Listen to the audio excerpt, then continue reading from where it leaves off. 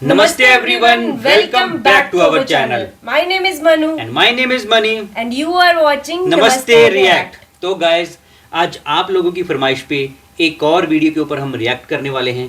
आप लोगों की बहुत सी फरमाइश आ रही थी कि हमारे वीडियो के ऊपर आप रिएक्ट नहीं कर रहे थे। जो वीडियो था गिविंग दावत टू आमिर खान बाय मौलाना तारिक जमील जी। अब हमें नहीं पता इस वीडियो में क्या है, मौलाना तारिक जमील जी ने आमिर खान को कौन सी वो एडवाइस दी थी, और गाइस हमें ये भी नहीं पता कि दावा का मतलब क्या होता है। तो अगर हमें किसी चीज़ का पता ना हो वीडियो के दौरान तो आप प्लीज़ कमेंट बॉक्स में उसका हमें मतलब जरूर बताइएगा, सो दैट हमें उसके बारे में क्लैरिफिकेशन मिल सके।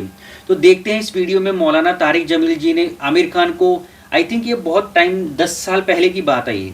अच्छा। हाँ, कोई 10 साल पहले कोई आई थिंक आमिर खान को कोई एडवाइस दी थी मे बी, तो वो उसके ऊपर ये वीडियो है। तो देखते हैं तारिक जमील जी ने क्या एडवाइस दी थी और इस वीडियो से हमें क्या सीखने को मिलता है, क्योंकि मौलाना तारिक जमील आई थिंक पाकिस्तान के बहुत सुलझे हुए मुस्लिम स्कॉलर हैं।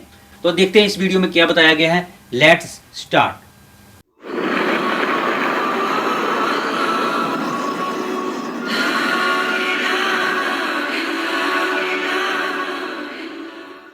आमिर खान से मेरी मुलाकात हुई, मैंने उसको कोई दीन की बात नहीं की, सिर्फ मोहब्बत थी। अब तक उसके मैसेज आते कि मैं जिंदगी में किसी से मुतासर नहीं हुआ, तुम पहले आदमी हो जिससे मैं मुतासर हुआ, मैंने कोई जादू किया, सिर्फ मोहब्बत।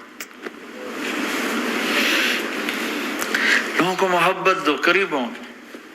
मैं जब गया बड़ी मुश्किल से, अल्लाह ने, मुलाकात का कोई रास्ता ही नहीं था, वो मुझे नहीं जानता था, मैं उसे नहीं जानता था, तो कोई मौका नहीं मिल रहा था मुलाकात का। तो अल्लाह ने शाहिद अफरीदी को भेज दिया। शाहिद अफरीदी उसकी दोस्ती थी, हमारा जो क्रिकेटर है। मैंने उससे फ़ोन पर कहा यार मेरी मुलाकात तो करा। उसने मुलाकात करवाई, तो उसने मुझे कहा आधा घंटा है, आधा घंटा। जब मैं पहुंचा मैक्सिमम पौना घंटा, मैंने ठीक। मैं गया तो वो सहमा हुआ चेहरा कि भाई मौलाना आ गया, पता नहीं क्या कहेंगे, भाई ये तो क्या कर रहा है, तो हराम कर रहा है, नाच रहा है, गा रहा है, तौबा कर, अभी तेरे लिए दोज़ख का फैसला हो जाए। पता नहीं क्या हो, वो डरा हुआ सहमा हुआ था। तो मेरा एक दौर कॉलेज लाइफ था, मेरे अल्लाह ने मुझे हिदायत दी और मैं 3 दिन के लिए मैं उस दोस्त को, उसकी नस्लों को दुआएं देता हूँ जो मुझे ज़बरदस्ती पकड़ के ले गया। ना मेरा तबलीग से कोई ताल्लुक, ना वास्ता, ना मैं कोई उनसे मुतासर। एक लड़का था, बंगाली था, गश्त करता था, लेकिन मैं उससे ज़रा मुतासर नहीं हुआ। मेरा दोस्त मुतासर हो गया था, तो मैं तो उनके करीब से नहीं गुजरता था। तो वो और मैं स्कूल में इकट्ठे आ रहे थे, कॉलेज में इकट्ठे आ रहे थे। तो वो मुतासर हुआ, वो 3 दिन के लिए जा रहा था, तो मुझे बताए बगैर मेरा हाथ पकड़ के ले गया, मुझे काम है चलो मेरे साथ। और मैं उसको इनकार नहीं कर सकता था, ये मेरा उसका ताल्लुक था। अब भी उसी तरह भाइयों जैसा ताल्लुक। मैं उसका एहसान मां, मुझे ज़बरदस्ती ले गया। हमारे पंजाबी की मिसाल है, कुब्बे नो लत लगी, वो सीधा हो गया। वो जो होता है हंच बैक होता है ना, उसको किसी ने लात मारी तो सीधा हो गया। मेहरबानी भाई तेरी लात से मैं सीधा हो गया, तो मुझे तो वो कुब्बे वाली लत पै गई। तो अल्लाह ने मुझे इस तरफ लगा दिया। और जब मेरी कॉलेज लाइफ, मैंने कॉलेज का बेहतरीन सिंगर था, स्कूल का बेहतरीन, ये जुनैद जमशेद क्या है जो उस जमाने में ये सारा को उठाइया मैंने सारा किया है। तो अब वो बेचारा ऐसे बैठा हुआ, तो मैंने उससे बैठते ही फिल्मों की बातें शुरू कर दी। और थोड़ी देर बाद मैंने महसूस किया कि फ्रॉम 60 to 72 जो फिल्म इंडस्ट्री को जितना मैं जानता था उतना वो नहीं जानता था। तो उसके ऊपर मेरे इल्म का रोब पड़ गया, उसकी लाइन का इल्म था ना। तो हैरान परेशान, ये वाज तो हो रहे, तो कभी दिलीप कुमार की बातें शुरू हो गई, कभी राज कपूर की शुरू हो गई, और कभी महबूब साहब शुरू हो गए, कभी मदन मोहन शुरू हो गए। वो आधा घंटा तो यूं गुजर गया। तो आधे घंटे के बाद मैंने कहा जी हमारा तो टाइम ओवर का नहीं, उठे चले उधर चल के बैठते। वह खाने की टेबल पर थे, तो वहां जाकर बैठ गए। फिर वही बातें शुरू हो गई। जब उसका सारा खौफ दूर हो गया और रिलैक्स हो गया, उसमें पौने घंटे से 50 मिनट गुजर गए थे। तो फिर मैंने कहा आमिर भाई आप हज पे आए हैं, अगर आप इजाजत दें तो आपको अपने नबी का हज सुनो। कहने हाँ जी जरूर सुनाई। फिर मैं 1.25 घंटा बोलता रहा और वो ऐसे करके यहां से वो यूं नहीं हुआ, 1.25 घंटा ऐसे बैठ के यूं सुनता, हिला नहीं अपनी जगह से। लोग मोहब्बत के भूखे हैं, तुम फतवे देना शुरू कर देते। 2 घंटे की मुलाकात के बाद जब हम निकले तो नीचे तक छोड़ने आया आमिर खान। हज के बाद मैंने कहा एक मुलाकात और हो जाएगा, जरूर होगी। फिर उसका मैसेज आया कि मैं मदीने चला गया हूँ, माजरत चाहता हूँ। मैंने कहा मैं मदीने आ जाऊंगा, मैं मदीने पहले हो आया था हज से पहले। तो उसने कहा कि आप 14 तारीख को आ जाएं, 4 से 6 का टाइम मैंने आपके लिए रखा है। तो मैं, जुनैद और एक और साथी हम दोबारा वहां चले गए 4 बजे। 4:15 हम उसके साथ हमारी शूटिंग शुरू हुई। 4:15 से 10:15 तक 6 घंटे मुसलसल, और उसके माथे पे जरा निशान नहीं आया कि मैं बोर हो रहा हूं। और उसके बाद हम उठे, उसका जी नहीं चाह रहा था कि हम उठ के चले जाएं। मोहब्बत। फिर एक इम्तिहान पड़ गया, मैं इज्तिमा में था रायमंड के पिछले साल, उसका मैसेज आ गया मेरी फिल्म तलाश आ रही, उसकी कामयाबी की दुआ करो। चंगी बात। मैं कहा अब क्या करूं, जवाब देना भी जरूरी, दुआ भी नहीं हो सकती, क्या करूं। तो जब वो मैसेज आया तो मेरे सामने कोई 10-12 उलमा बैठे थे। मैंने कहा भाई ये मैसेज है, इसका जवाब कहा जी ये हमारा फील्ड नहीं तुम्हारा है, तू ही जवाब दे। मैं सारा दिन सोचता रहा, मुझे कोई जवाब समझ में नहीं आया कि जान भी बच जाए, जवाब भी चला जाए। तो अगला दिन भी गुजर गया, मुझे कुछ समझ में नहीं आया। मैं असर का वजू कर रहा था, एकदम अल्लाह ने एक मजमून दिल में डाला। तो मैंने फौरन बैठ कर उसको मैसेज किया कि अमर भाई जो क्रिएटिव होता है ना जहन, ये अल्लाह किसी किसी को देता है। तख्लीकी जहन ये अल्लाह ताला किसी किसी को देता है, हर एक को नहीं देता। और ये अल्लाह की बहुत बड़ी अता होती है। और मैंने तुम्हारे साथ जो वक्त गुजारा उसमें मैंने देखा कि अल्लाह ने तुम्हें तख्लीकी जहन दिया है, तुम क्रिएटर हो। और जो लोग इस टाइप के होते हैं वो कामयाबी नाकामी की परवाह नहीं करते, वो अपने काम से काम रखते हैं। सही बात। आपका भाई तो फौरन उसका मैसेज आया, आप ठीक कह रहे हैं, आप ठीक कह रहे हैं।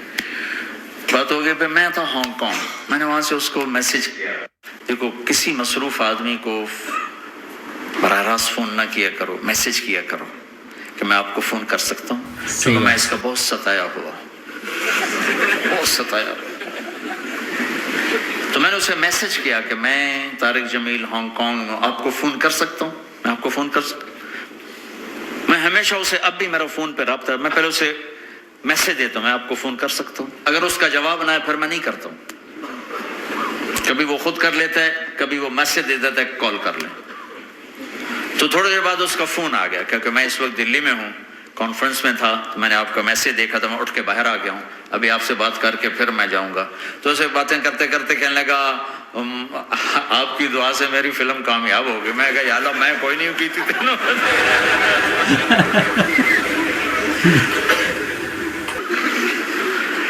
भाइयों मोहब्बतें बांटो, नफरतें तो पहले ही बहुत फैल चुकी।